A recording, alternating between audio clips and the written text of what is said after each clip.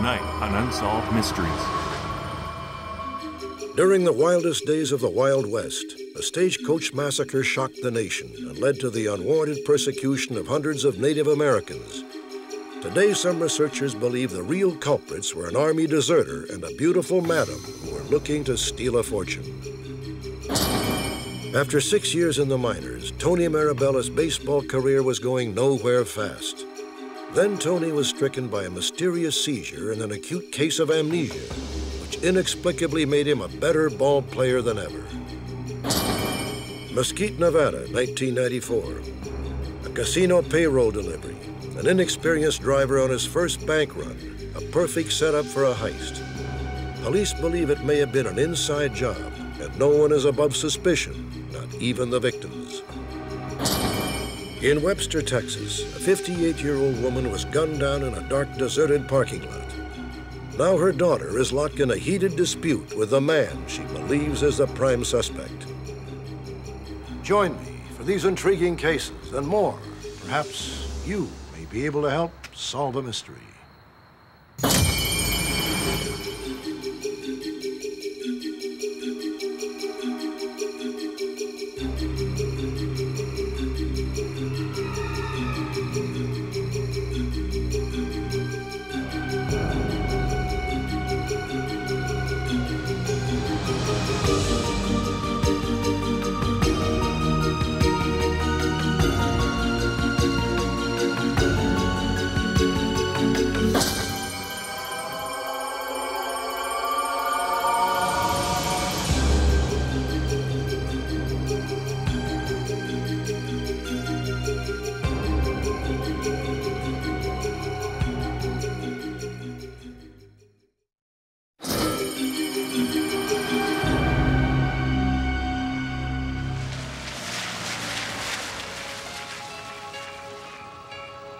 This much is known.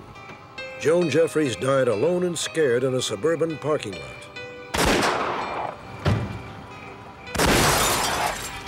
The killer shot Joan twice in the head at close range. Her car coasted on its own. Again, the killer fired twice. Both slugs pierced Joan's heart. No one has been charged with the murder of 58-year-old Joan Jefferies. However, her family is convinced they know exactly who killed her, a former business partner named Sam Patel. I think Sam Patel had the motive. I think he had the opportunity. And I think the facts speak for themselves. I did not kill Joan. I had no reason to kill Joan. I had no reason whatsoever. Hi, Sam. Hey, Joan.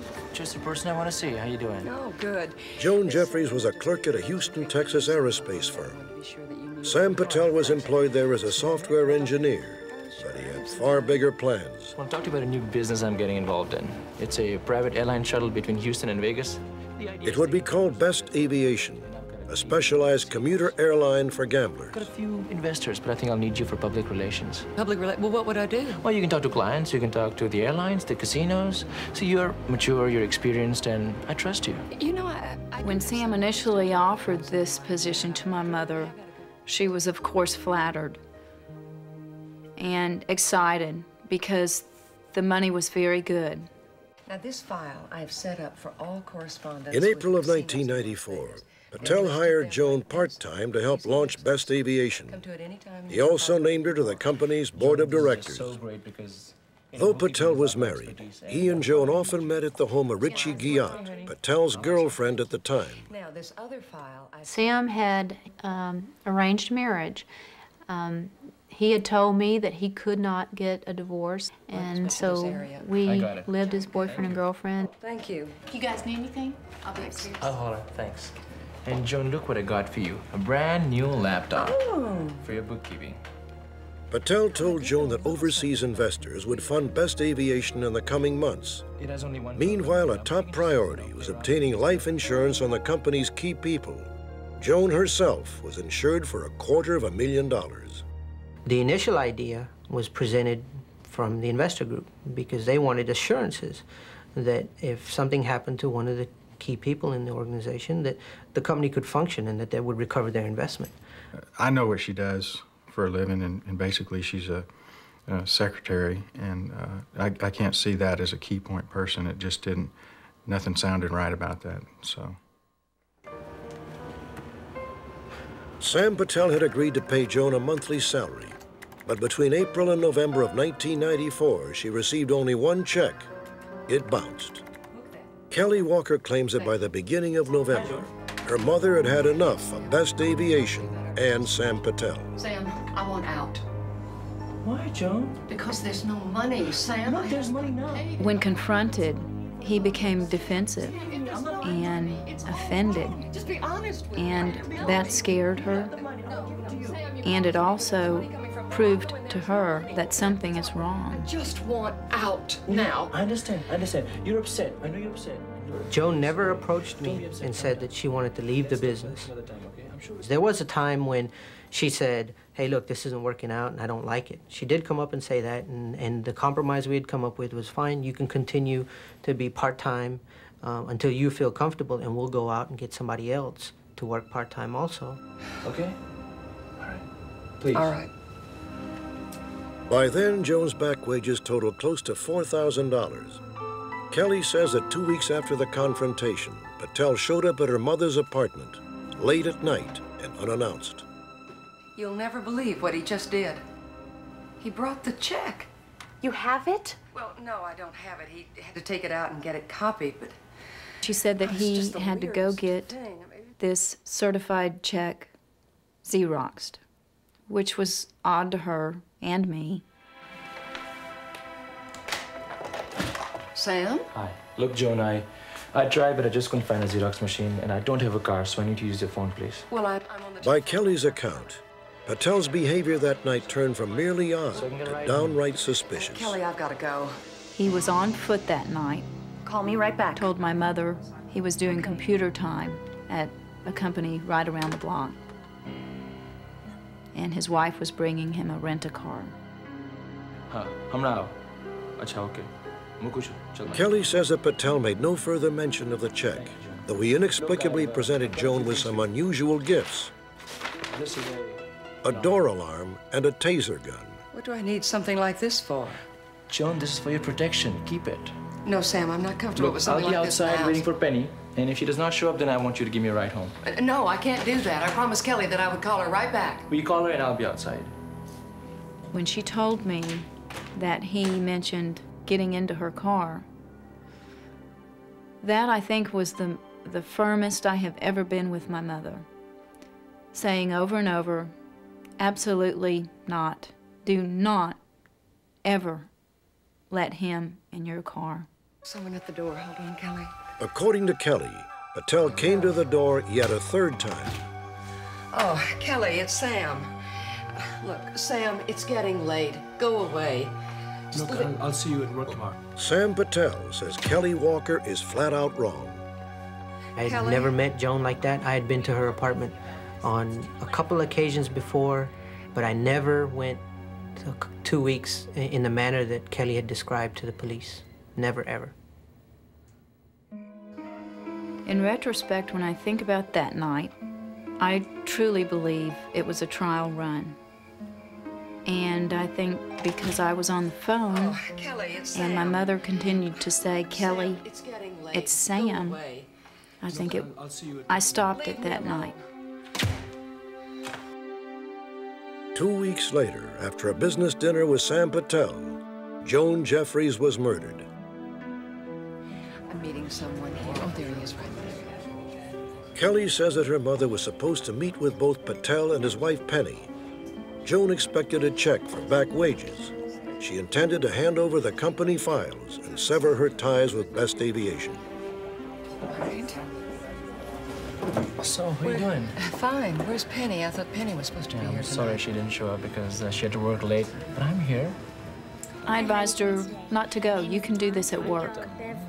And she thought, well, it'll be okay. It'll be in a public place. I'll have another... Sam Patel insists that Joan had no plans to quit. I asked Joan to meet with me, and I told her we'll meet. I can give you the check, you can give me files, we can arrange for our meeting with the investor group for you to be there. And that was the purpose of the meeting. Good, it's all there. Great, just what I need for the meeting. Good, yes, it's all there. And guess what I have for you? I've got you your check. Is it good? It will be in a few days. See, the money's being The transferred. check was post-dated to December 9th, the day Patel said he expected the investors' money to be in hand. Thank you. Thank you. Shall we leave? Sam Patel and Joan Jefferies left the restaurant around 10 p.m. Joan would never make it home. Hey, Charlie. Now, best I can tell, a couple of shots to the head, another couple to the chest. By 9 a.m., detectives were beginning to piece together a scenario. Theft. But then I saw this. Can you see that over there? Necklace? Joan's purse and keys were missing, yet her gold and diamond necklace was plainly in view. Robbery seemed an unlikely motive. Because of the multiple gunshot wounds to the body, it would make you normally think that the person was angered or it was an overkill type situation, which again would indicate that the offender is known to the victim or had a grudge or something of that nature. I talked to the detective and I said, well, you know, I know Joan and I was with her last night. And he asked if I wouldn't mind coming in, and I was, you know, I decided just to go ahead and go in. There was no reason for me not to talk to them. Could you account for your whereabouts right after leaving the restaurant? What happened? What were your actions? Yeah, we walked out in the parking lot. I spoke to her for 15, 20 minutes in the parking lot. I walked to her car. She went home, and I went to my girlfriend's house. Now, at any time, were you in her car? No, sir, I was never in a car. Are you sure about that? Yes, sir, I'm positive. I've never been in a car, and I was not in the car last night. And the first interview that we had with Sam Patel, he told us that he had not been in Joan Jefferies' car. Later, in a second interview, he changed his story and said that he had, in fact, been in Joan's car and that we would find evidence of such in her car. Now, can you account for your movements after leaving the restaurant? Yes, when I went to my girlfriend's house, I rode the bicycle for a few minutes. You rode the bicycle? Yeah, around cul-de-sac for a few minutes. I guess your girlfriend will back you up on that. She sure can. What's her name? I opened the door, and Sam was there with a shirt wrapped around his neck. And I said, you know, what are you doing without your shirt on? You know, it's cold out there, you're gonna catch a cold. And he said, I've been riding my bicycle. I was hot, you know, I hadn't ridden a bike, I hadn't done any exercise in months and months. And, you know, I was going into the house. I took my shirt off, and I had it over me, and I was walking into the house. And that shirt has never been found. And I think it's a very crucial piece of evidence because he would have had to reach across Joan to take the keys out, and that shirt would have had a smear of blood all up the arm. There's no blood stains on it. I have it in my closet. And if whoever wants it, if the Webster Police Department would send me a real nice note saying, please, could we have the shirt, I would be glad to hand over the shirt to them. Investigators say their attempts to obtain the shirt have been unsuccessful. However, early on, they did believe that other evidence could link Patel to the crime scene. I hate to do this to you, buddy, but we got some vomit here that needs to be claimed for evidence. Subsequent analysis revealed the contents, precisely what Sam Patel had consumed during his dinner with Joan. Hey, Charlie, come see what we got. It was lowly evidence, but it promised to break the case wide open if DNA could be extracted from the specimen and if the DNA matched Sam Patel's. But in the end, the lab failed to retrieve any DNA. Though the evidence is inconclusive, Joan's family has no doubts. I think Sam is responsible for the murder of my mother because he had a key man life insurance policy out on her life for $250,000. She was ending her business relationship with him that night, so he needed to do it that night while she was still an employee. Sam Patel continues to maintain his innocence. He insists that his actions after Joan's death prove Kelley's accusations are groundless. The very next day after her death, the board of directors all got together, and we decided that we would take the entire proceeds from the insurance and A, either give it to the family, B, donate it to some local charity that would leave a lasting memorial for Joan, or a combination of both. Next, will a mysterious case of amnesia help a young ball player make it to the majors?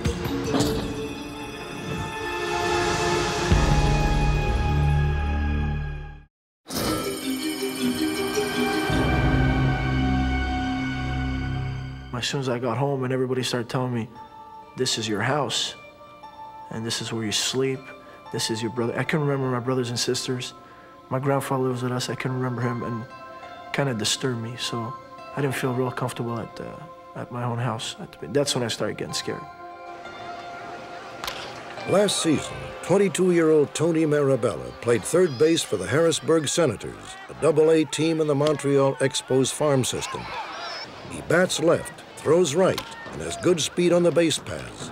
He also has an extraordinary story to tell.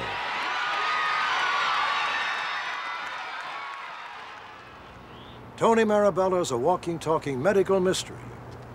2 years ago, his career was on the skids, his dream of playing in the big leagues fading rapidly. Today, all that has changed.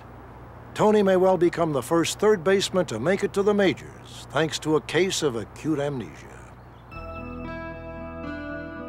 Tony broke into professional baseball in 1989 when he was just 16. Everyone said he was destined to be a star. But by May of 1994, after an assortment of injuries, it looked like Tony was going nowhere. Ironically, the turning point in Tony's career came when he showed up at the ballpark with a headache. I was taking batting practice one day, and the harder my head would hurt, the harder I would try to hit the ball, because I was getting mad and it was getting worse and worse. And for me, I thought, I just thought if I swing harder, or I'll kind of get loose or something, I don't know. And I took my last one, and then I just couldn't take it anymore. I just walked off the batting cage, starting to get dizzy, and I fell. Tony, smack. Tony. Tony, come on, relax, come on, come on, relax. Tony, come on, get some ice. Call 911. Okay. The team knew Tony was in serious trouble. He was a guy who had always played through every injury. Oh, he's coming too. Hey, Tony? Tony, look here. I kind of woke up and saw like a lot of people, and they started asking me questions. Where do you live, Tony? He's got an apartment in the city, Doc. What were you doing when you fainted, Tony? Do you remember what you were doing when you fainted? And for me, everything was like so fast. Like asking the questions 100 miles an hour, and I couldn't comprehend what was going on. Because I didn't know my name. So I was kind of getting scared. And there was one guy answering all the questions. Batting practice. He just kind of walked back to screen and just kind of keeled over. Okay. I waited until everybody left, not to be, rude or anything. And turn around, I don't want to be rude, and I go, but who the hell are you? Come on, Tony, I'm the trainer, man. Trainer for what? And then he told me that he was the trainer for the ball team. Tony. I'm a baseball player. Then I went, oh, baseball player? He goes, yeah, look. And I looked under and I had my baseball uniform. Just take it easy, okay? I go, okay. But then I didn't know if I was a second baseman, third baseman. Take care of A you. battery of tests failed to reveal any neurological reason for Tony's collapse. It was as if a tiny, invisible bomb had exploded inside Tony's brain, obliterating only his memory. Memory of who we are is the most basic memory that we have. When we separate, as infants from our mothers, we have some basic concept of ourselves. And other amnesic syndromes that can produce loss of memory usually don't involve loss of memory of ourselves. So that was what was quite bizarre. Tony's doctors tried everything to jog his memory. They hoped pictures of his girlfriend would spark a glint of recognition. Now I look at the pictures, and there was a pretty girl in there, so I go, cool, and I was with her. And I go, all right, I got a good-looking girlfriend. But I couldn't remember who she was. I didn't know. In the back it said Isabel. And I go, okay, I guess her name is Isabel, but I couldn't remember. Tony? Hey! I said, good? Oh, my God. I was so worried about you.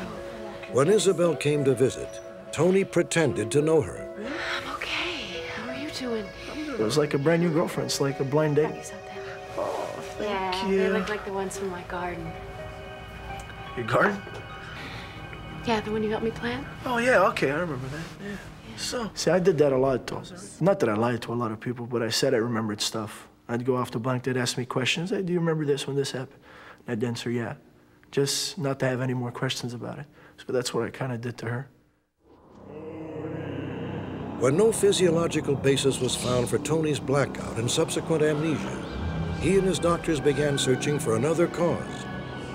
Perhaps Tony's problem stemmed from the stress and frustration of a failing baseball career. He's in a very competitive situation trying to make it as a pro player. He apparently was not getting much sleep. He was away from home. He's a young guy that was sort of isolated. And it's possible that things sort of came crashing down on him. And literally he collapsed. After a 3-month layoff, Tony returned to the ball field. It was a best possible therapy. Being around his old teammates suddenly began to trigger his memories. Hey, remember the pitch before that? Right before I hit the home run. Up and in. And when it was started that brawl, almost did. Completely, you remember that? Oh, yeah, remember. And it kind of just, I just jumped. I goes, oh yeah, I remember when this happened? And without knowing what I just, and then I realized, hey, remember that? And I remembered the whole thing. Drill it to second base. At the ninth inning. At the ninth inning, yeah. It was a beginning of what would become a complete recovery. Incredibly, Tony soon found that his bout with amnesia had one miraculous side effect. He was now playing the best ball of his life. Baseball was so fun. I mean, I would run hard, play dive everywhere, just play like a little kid. When the game was over, I'd go home, wouldn't even think about it, because for me it was fun. And that's when my game got better, and it just kept getting better and better, because my outlook on baseball and life in general was just so much better than it was before. While there is still no scientific explanation for Tony's amnesia, its effect upon his play is indisputable. A career .250 hitter, Tony began batting at a near .400 clip upon his return.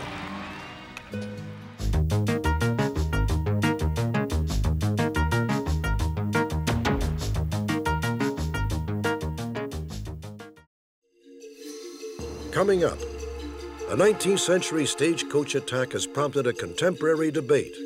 Who was responsible for the Wickenburg Massacre? But first, authorities need your help to track down the key suspect in a brazen payroll robbery.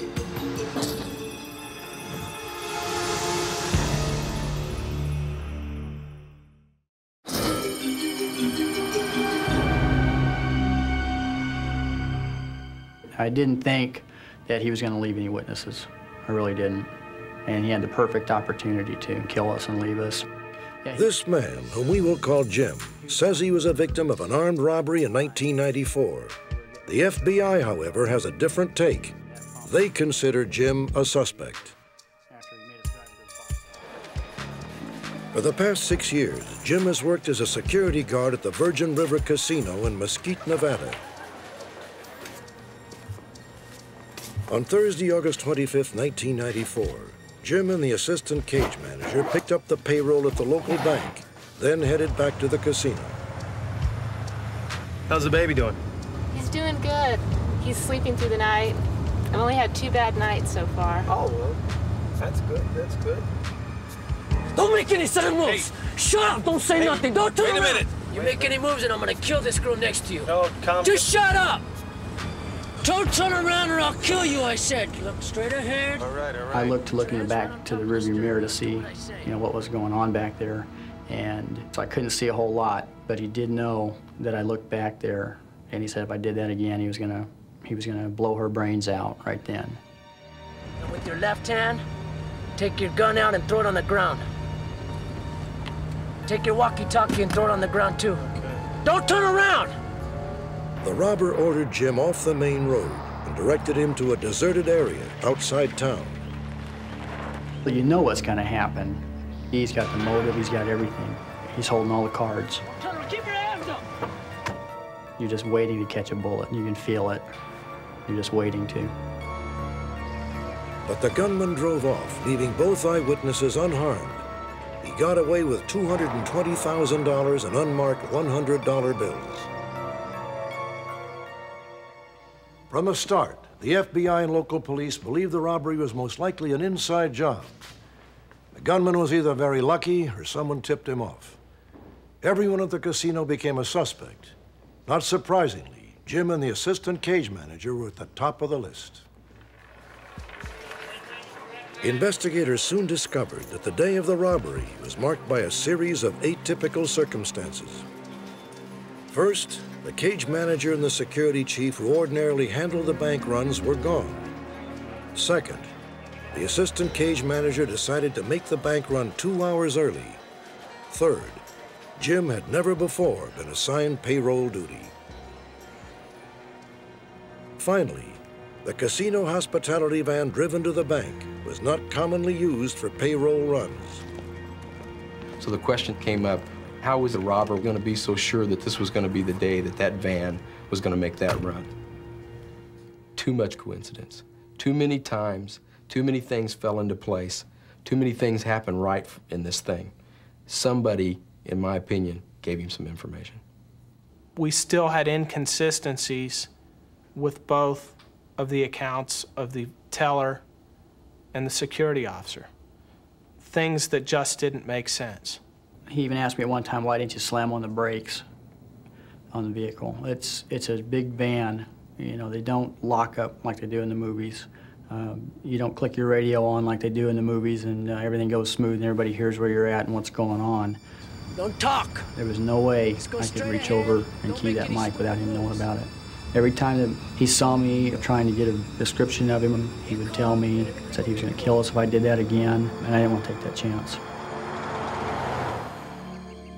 An hour after the robbery, police located the van, abandoned about a mile south of the spot where the gunman had dumped Jim and the assistant cage manager. Jim's gun and radio were missing. Police took plaster casts of footprints and tire prints that indicated the robber had walked from the van to another vehicle and driven away. Despite a thorough investigation, the authorities could not link casino insiders to the robbery. The case stalled. Then the police got lucky. About a month and a half after the crime, the Mesquite police were following a simple domestic dispute call in Mesquite, Nevada. There was a gun involved in the dispute, and it turned out that that gun was, in fact, the security officer's weapon that was stolen during the robbery. The man in the domestic dispute was ruled out as a robbery suspect. The FBI turned to the man who had sold him the gun, Luis Ochoa, the owner of a local pizza parlor. He was nervous and defensive from the very beginning. Mr. Ochoa, would it be okay if we go inside and have a talk? Actually, it's okay. We can talk out here. He didn't want us to come in the pizza shop. We found that a little bit odd. He immediately set our alerts off that he didn't want us to be there and he really didn't want to talk to us. I didn't sell anybody any gun. I don't know nothing about any guns. I don't know nothing about the robbery. I'm in the pizza business, guys. I'm not in the gun business. It was probably a great stroke of luck for us that he kept us outside because we were standing by the pickup truck. We're here doing our investigation. During the month and a half after this robbery, I sat and I looked at this plaster casting of a tire print until my eyes were gonna fall out. I knew what the tire print looked like. I looked down at the tires on his truck and they matched. The FBI obtained search warrants. In Ochoa's house, they found $5,000 and $100 bills tucked in the toe of a cowboy boot. Bring me an evidence bag. In Ochoa's truck, they found a bullet, the same kind used in Jim's gun. As the searches were going on, Mr. Ochoa was in fact with an attorney, and they were making arrangements to come and meet with myself to discuss Mr. Ochoa's involvement in the case and possibly his accomplices. things were starting to unravel very quickly for him. And I think at that point, Luis decided it was time to get out of Dodge. His attorney got word to us that Mr. Ochoa had left his office on a break and had never returned. He was unaware of his whereabouts, and from that point on, we don't know where he is.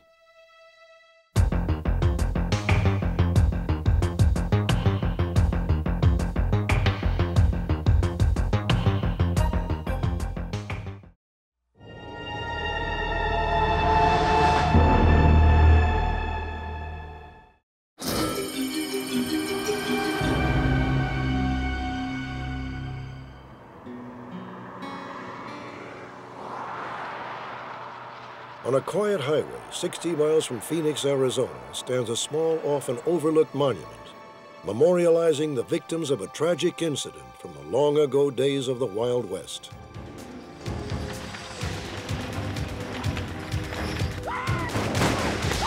Apaches!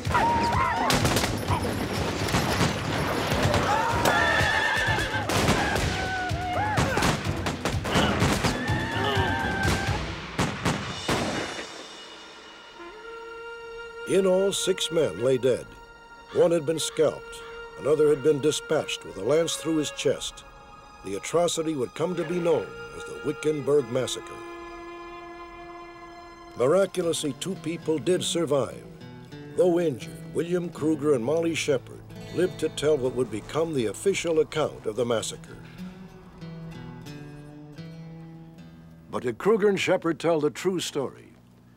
Kruger blamed the attack on the Apaches. The government retaliated, and as a result, scores of innocent Native Americans died. But there is evidence to suggest that Kruger and Shepard were in fact notorious outlaws who orchestrated the attack hoping to pocket a fortune. Today, many believe Kruger and Shepard caused a great injustice to be committed, an injustice that demands to be righted. November 5th, 1871, dawned peacefully, giving no indication of what was to come. When William Kruger and Molly Shepard climbed aboard the stage in Wickenburg that morning, they seemed an unlikely pair to change the course of history. Molly was a well-known prostitute and madam who had recently sold her bordello. Kruger was a 2-time Army deserter who had somehow managed to hire on as a civilian clerk for the military. William Kruger is a wonderful character. Just kind of a floater and a gambler and who all. He didn't have any holdings, he didn't own anything, and was apparently traveling with Molly. From what I know of the story is that it was done by Indians, fewer than 20, and they set up an ambush and just shot the heck out of things. And the 2 that got away because the Indians were on foot. They didn't have horses, so they were unable to chase them down. Well, so this is how it happened. We got into Wickenburg this morning and we switched teams of horses to get fresh horses. The day after the attack, while Molly lay nursing her wounds, Kruger was questioned by Captain Charles Meinhold, who had been assigned to investigate the incident. We started out, and I think it might have been about 9 or 10 o'clock, but don't quote me exactly on that. We started out and everything was just fine. I mean, it was a nice trip and everybody was happy. And in fact, everything up to here was fine. It was a very pleasant trip. And then, so I believe it was about 11 a.m. or so, that I heard the driver yell, "Apaches, Apaches!" And the next thing I know, sir, these Indians are firing on us. And they got Mr. Loring, you know, the famous author? He was up top. They got him and the driver, sir. To be honest, they didn't even have a chance up there. And then they wounded Mr. Salmon. It smelled just like the fish, you know. And he got at the back of the coach, and he went running the other way. And these Indians, they swooped down on him, sir. They swooped down on him, and they scalped him, sir. They scalped him there, and it was horrible, sir. And I saw him, and I fired back at him, and I got a couple. But that just left me and Mr. Hamill, you know, in the coach itself. And we did everything we could, but there just wasn't nothing left that we could do. And how was it that you and Miss Shepard were able to escape? Sir, that was only by the grace of God. I mean, poor Molly, she was wounded so badly she couldn't even really run. And Mr. Hamill and I, you know, we were fighting, and he was hit so bad that he couldn't go anywhere. And I knew our only chance was to just make a run for it. Want me to go? Go, Molly, go! And during that split second, Molly and I, we got out the other side, and we just took off running in the opposite direction, sir, until we finally got away. You say the attackers were Apache? Are you sure of that? Absolutely, sir.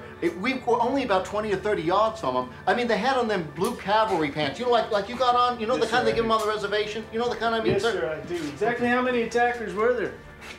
Well, sir, I counted at least 15, but you know, there might have been more. 15? Yes, sir, maybe more. Thank you, Mr. Kruger, for your cooperation. Thank you, sir. God bless. Lieutenant, tell the men we'll ride at sunup. I want to get a look at this site myself.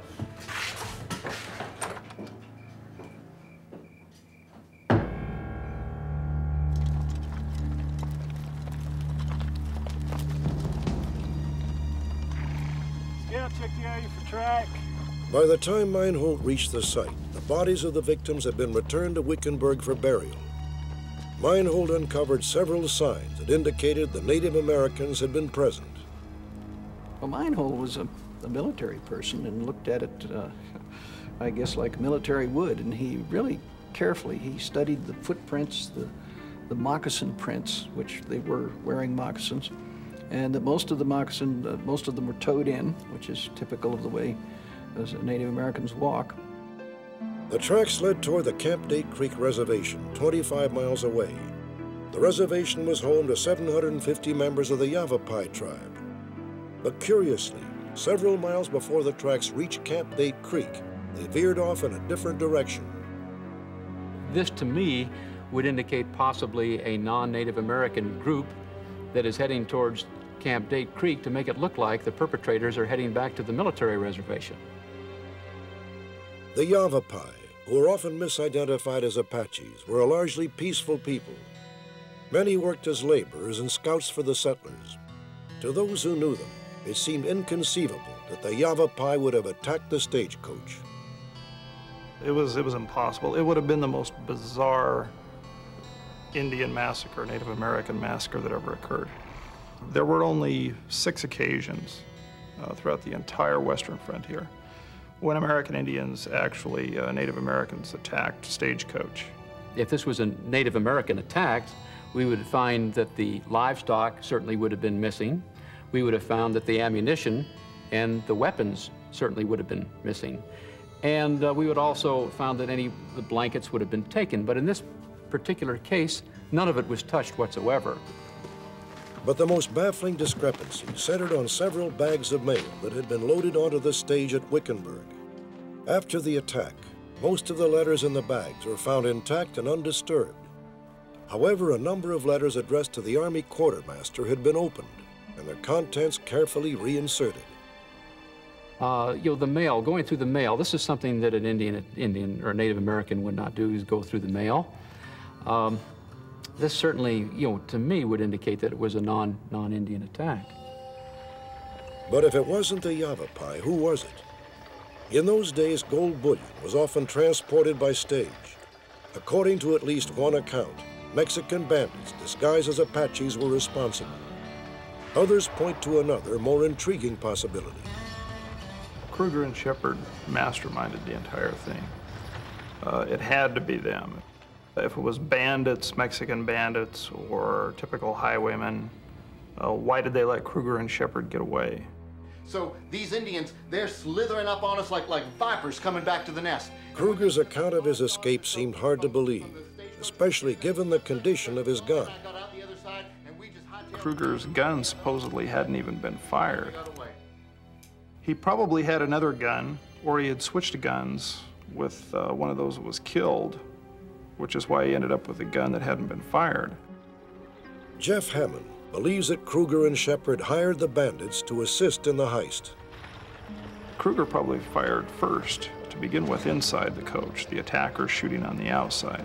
Would have been easy to wipe out anybody inside the stagecoach. They wouldn't have expected somebody inside the coach to start shooting. I think they either meant to wound Shepard to make it look like an actual attack. I mean, Kruger himself has a very slight wound. Molly had a more serious wound, but she may have been willing to do it on purpose, depending on how much money they were getting, or somebody simply got carried away when they were attacking the stage and accidentally hit her. In his report, Captain Meinhold acknowledged rumors that, quote, the scheme was intended to rob the mail of the bullion generally shipped on or shortly after the first of every month. But but Meinhold made no mention of a gold shipment on the ill-fated stagecoach. There had to be something worthwhile. Whatever it was something that was privately owned. That was the reason it wasn't officially reported. The person that owned the money that was taken was dead. There was nobody left to be upset about it. Jeff Hammond believes that Kruger hid the loot somewhere near the massacre site, where only he and Molly could find it. Kruger had expected to walk out there a few days later and dig it up. He couldn't. He had no idea that this would cause national attention to it. He knew there was nothing he could do. If anybody found him out there outside of Wickenburg digging in the ground, he would have ended up on the other side of a rope. I mean, everybody suspected him anyway, but they couldn't prove it. If there was a treasure, it seems unlikely that William Kruger and Molly Shepard ever recovered it. Molly dropped from sight soon after the incident, and there were rumors that she had died of her wounds. Kruger was last heard from 13 years later, when he sued the government for money he claimed to have lost in the attack. The Wickenburg massacre caused a national outrage. Within 18 months of the attack, the Yavapai were driven out of Camp Date Creek by a government bent on retaliation. Eventually, hundreds of innocent men, women, and children would die from starvation and disease. We may never know who was responsible for the Wickenburg massacre, but there is one undeniable fact. The list of victims stretches far beyond the 6 men who were gunned down on that tragic fall morning more than a century ago.